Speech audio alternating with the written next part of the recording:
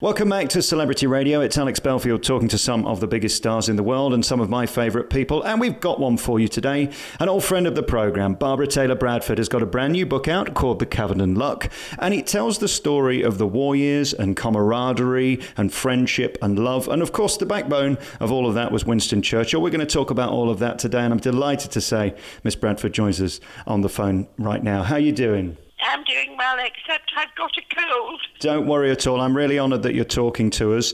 And firstly, congratulations. Here you are again. Another year passes and another top-selling book, New York bestseller list. You're amazing, aren't you? It's a remarkable career. Well, thank you, and it's lovely to talk to you again. We spoke when you were with Radio Leeds. That's right. Leeds in Yorkshire has a big place in your heart, doesn't it? Yes, it does. And the Cavendon series, I want to say this, Alex, about the Cavendon Luck. It is a part of the series. It's the third book, but anybody can pick it up and read it as a standalone book, because in part one of the book is 1938, and you meet all the people that were in the other books, and new people as well. And if you haven't read the others, you understand quickly about the relationship between two families, the Swans and the Inghams. So if you've not read the others, you can still read this and not be baffled. The second part of the book is, of course, 1939 to 1945. It's interesting, when I look at the reviews of your book and having read about 60 pages in so far since they sent it to me, your character development is superb. And I think that's what has defined you as an amazing author. You know how to weave a story, don't you? And that's a massive skill. Well, you know what happened when I've always been a journalist. I went from journalism to writing fiction because I'd always wanted to write fiction. And I started about 4 books, which I didn't finish. I just put them away and wrote another one, or tried to. The first book I finished and was pleased with was A Woman of Substance. But when I was starting A Woman of Substance, I read an interview with Graham Greene, and he... I think it was still alive, or it might have been the reprint of an old story, because I read it in the mid-70s. So it was about 1977, about 1976, I read this interview, and the reporter said, "One last question. What do you think about when you sit down at your desk every morning? What is the first thing you think?" And he said, "Character is plot." And I instantly knew what he meant was the character of the protagonist. What was that person? Who was that person? And what kind of character did he or she have? And that character, what you are as a human being, is going to tell your story. Character is destiny, in other words. What you are will tell you how to lead your life. And I instantly knew that I had to create a protagonist and be absolutely sure what kind of character they had. Were they good? Were they bad? And whatever they were, it would lead them to lead a certain kind of life. Seems to me that the two go hand in hand, being a journalist and a novelist, because you've got to have an inquisitive mind and a colourful mind and a way with words. The two are very similar, aren't they? Yes, they are. And the only other thing, though, as a novelist, you have to lie. You know, you have to be able to lie, because you're inventing things that never happened. If you're a journalist, you've got to tell the truth because you're reporting about real people. Yes. If you're a novelist, you have an imagination, and you must have an imagination to be able to invent things that didn't happen. So that's the only difference. When you look at the world today, I mean, you've been around a while and you've been opinionated in the past about the world. And I look at one of your heroes, Winston Churchill, and of course, Clementine, that letter that has been just so remarkable. The pickup on the press has been fascinating. And we're also compelled by him because, of course, he was such a charismatic personality. When you look around today, do you wish there were more Churchills around? Because he seemed to know his own opinion, which many people don't these days. Look, I think he was he was voted at the turn of the century. 16 years ago, he was voted the greatest Briton. I think it was a BBC thing, a poll. He was deemed to be the greatest man of the 20th century. And I said to my husband, no, of any century. And I believe, I always say they threw the mold away. Yeah. There has never been anybody that I know of who has been comparable to him. And there aren't any people today. They don't exist. I don't know why, but they don't. I mean, I think we've got a bunch of idiots running countries around the world. I'm not going to say in England, but in countries around the world, other countries around the world, people don't know what they're doing. You see, what he had was an extraordinary gift. Yeah. He had a rhetoric, and he was a wonderful orator. He spoke beautifully, but the choice of his words kept England going, kept Britain going in 1940 when we stood alone. That's all he had to give us at that moment. We didn't have really a proper air force. We had hardly any army. We had a good navy. We'd always had a good navy because we're an island. But he had to keep us not happy. We couldn't be happy, but he had to inspire in us.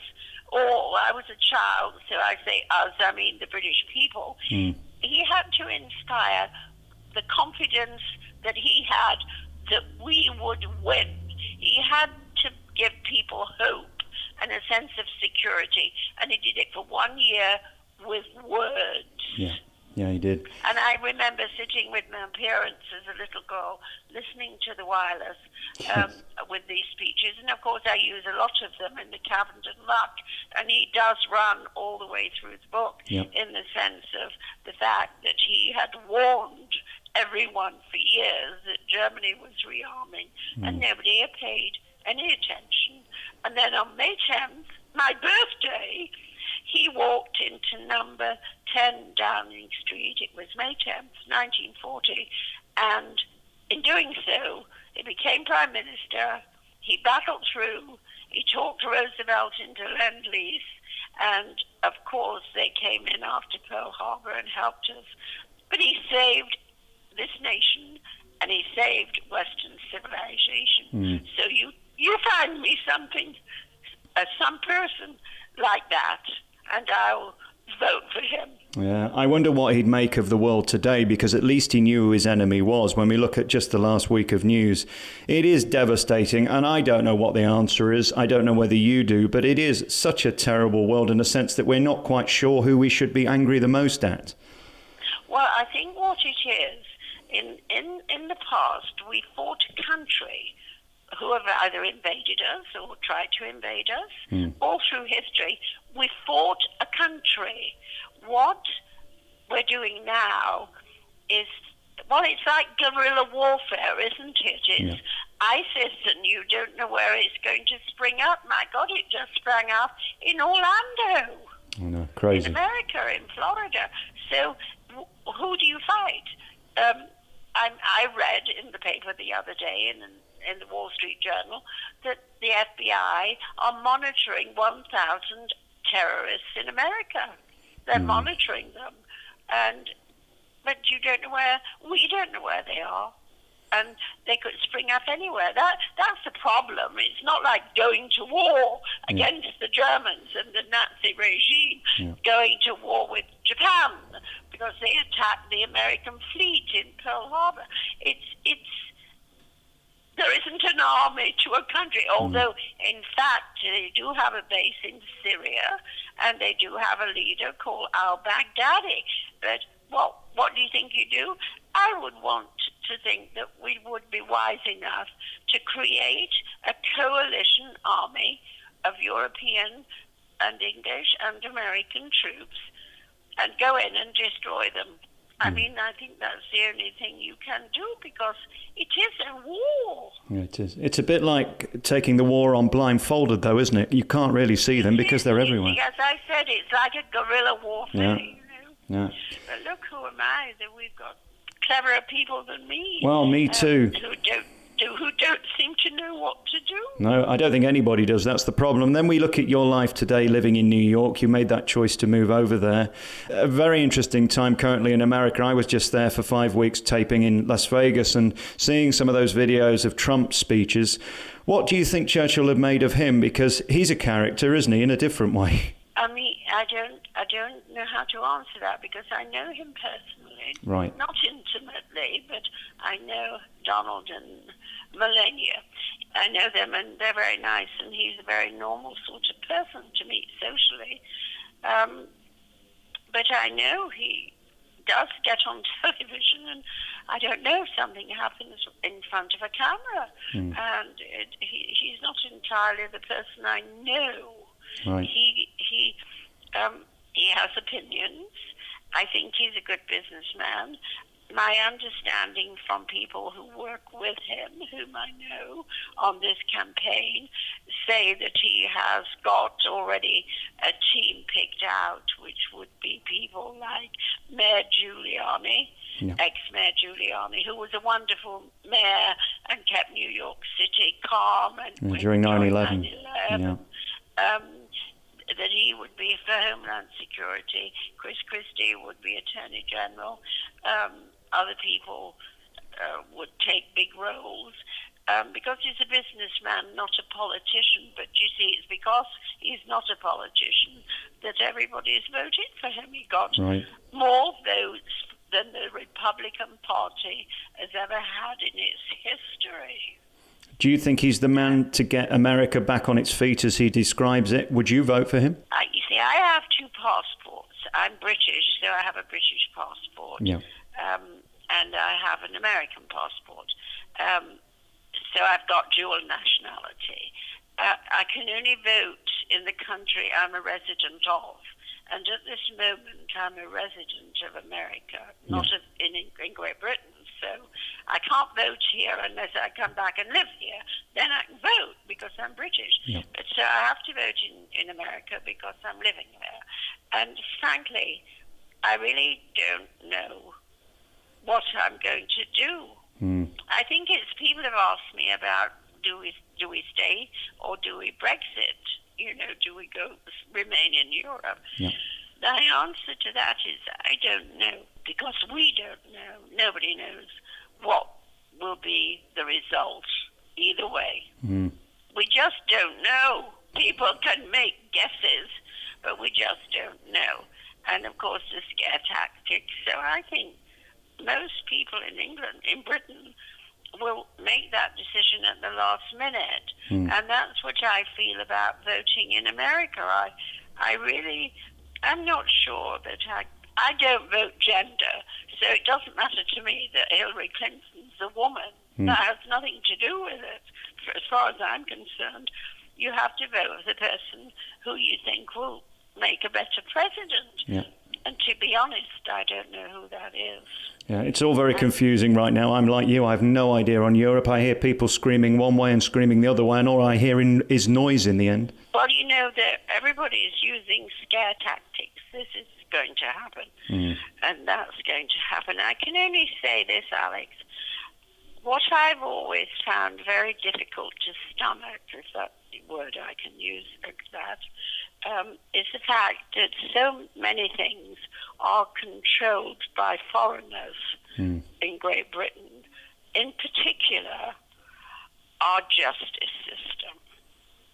Why should a bunch of people in Brussels and Stuttgart control our judges? You see, they've taken this human rights thing too far. The other thing that I think has always been wrong, and I'll go to my grave saying this, why, in God's name, did Europe have that law, Schengen, I think, or whatever, you'd have to look that up, but it's a place in France. They made a decision to not have any borders. Why? Well, it seems to me immigration is the biggest issue both in America and here right now, and that's what people are voting on at both elections, isn't it? I agree with you because, you know, particularly here, we're a little island and we're starting to sink under the weight of foreigners coming in, and that may sound biased, and I'm not a biased person, but there's only so many people we can take in here, and there's only so many people that can be taken in America, and the difficulty is with the refugees that are coming out of Syria is there's no way to check who they are because there's no government to check with. I don't want to sound hard, but I'm a tough person, and I have had in my life to make tough decisions. And being tough is being a survivor.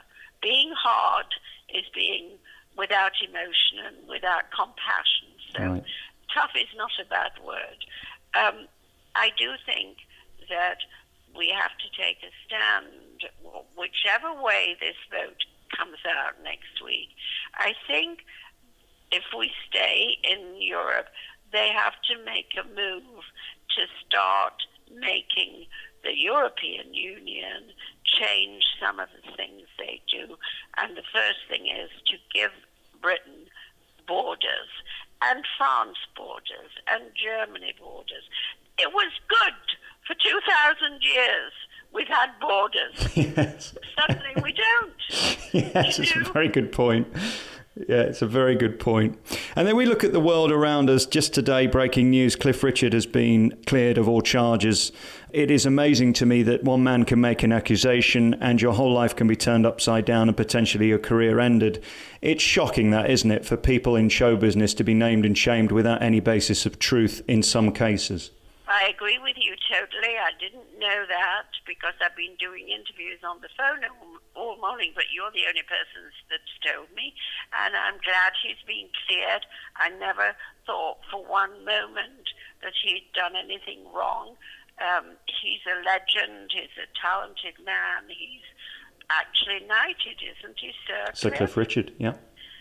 Yes, well, thank God that somebody came to their senses. I mean, there's this rush to judgment from one person. It could be some nutcase who's invented it all. And somehow our police get duped into charging in with really no reason to do so, believing a nobody against somebody who's famous and might have some imagined grudge, you know. So I'm thrilled to know he's been cleared. I bet he is too. Yeah, it's just a shame that it takes so long, and it's that naming and shaming. I don't know how you feel about it, but it seems to me we've got to change the law on that, whether it's a famous person or not. One person making an accusation does not make you guilty. That's right. And I think the police should understand that. But they've been hand-slapped quite a lot lately, the British police, haven't they? Yes, because they have. they've made a lot of accusations about a lot of people that have proven not true. But, you know, it doesn't really, to be clear, it doesn't really make up for the years of tragedy that you've gone through. No. The sorrow, the shame, and the perhaps anger because you're innocent. We have a justice system in this country which is different, I think, to the one in France. In France, you're guilty until proven innocent. That comes from the Napoleonic laws from Napoleon. In this country, you're innocent until proven guilty. And to me, nobody ever proved Cliff Richard guilty. No. And today we wish him well, and he can relive his life. At 75, he can get back on stage with his head held high. That's what we say. Yes, that's right. I hope he can do it. He might be so disappointed that this has happened in his own country that he might not want to do it again. So damaging to the psyche, and not so much ego, but the psyche of a person. Yeah. We wish him well. Finally, back to you. We've talked about all kinds of things. I could literally talk to you all day. You're so fascinating. But when we look back at your life and the 30 plus novels that you've written, the 90 million copies that you've sold, it's an amazing legacy and proof of your talent. I guess that for any author is the proof of the pudding, isn't it? You need to sell books and you continue to do so, which is an incredible achievement. Yes, and I find I did a tea for the Lady magazine yesterday, a women's tea. I was interviewed on stage by that lovely woman, Angela Rippon. Yes. And, you know, they sold out and they didn't have a bigger room where we did it at the Caledonian Club.